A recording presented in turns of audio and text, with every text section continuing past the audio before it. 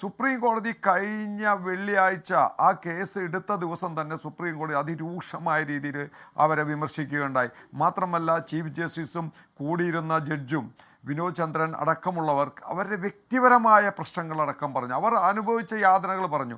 Chief justice പറഞ്ഞു, എനിക്ക് പൈലറ്റും എസ്കോട്ടും ഉണ്ടായിട്ട് ഞാൻ ആ ഗതാഗത കുരുക്കിൽ പെട്ടു എന്ന് പറഞ്ഞു. അത്രയ്ക്ക് രൂക്ഷമായി വിമർശിച്ചിട്ട് പോലും ആ സുപ്രീം കോടതി കഴിഞ്ഞ ആഴ്ച കേസെടുത്തപ്പോഴും ആ കേസിന് ശേഷവും ഈ തിങ്കളാഴ്ച കേസെടുക്കണ വരെയുള്ള ദിവസങ്ങളിലും അവർ യാതൊരുവിധ പണിയെടുത്തിട്ടില്ല. അതിൻ്റെ അർത്ഥം എന്താ? സുപ്രീം കോടതി ഹൈക്കോടതി ഉത്തരവുകളൊന്നും ഇവർക്ക് ബാധകമല്ല എന്ന് തോന്നുന്നത്. ഇതിൻ്റെ ഏറ്റവും പ്രധാനപ്പെട്ട വിഷയം എന്ന് പറഞ്ഞു കഴിഞ്ഞാൽ കേന്ദ്ര സർക്കാരിൻ്റെ ഭാഗത്തുനിന്ന് യാതൊരു ശക്തമായ ഒരു താക്കീതും ഉണ്ടായിട്ടില്ല.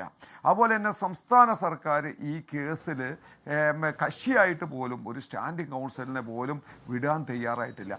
ജനങ്ങളുടെ ബുദ്ധിമുട്ടും കഷ്ടപ്പാടും കോടതിയിൽ അവതരിപ്പിക്കേണ്ടത് ആരാണ്? സംസ്ഥാന. അവരൊക്കെ വലിയ പുള്ളികളാണ് എന്ന് പറഞ്ഞാൽ ഈ കരാർ കമ്പനി ഒരു വലിയ പ്രസ്ഥാനമാണെന്നേ. അവർക്കെതിരെയൊന്നും ആരും സംസാരിക്കില്ല. ആ സംസാരിക്കില്ലെന്ന് ഉറപ്പാണ്. ഈ അഹങ്കാരം കാണിക്കാൻ, ധാർഷ്ട്യം കാണിക്കാൻ അവർക്കുള്ള ധൈര്യം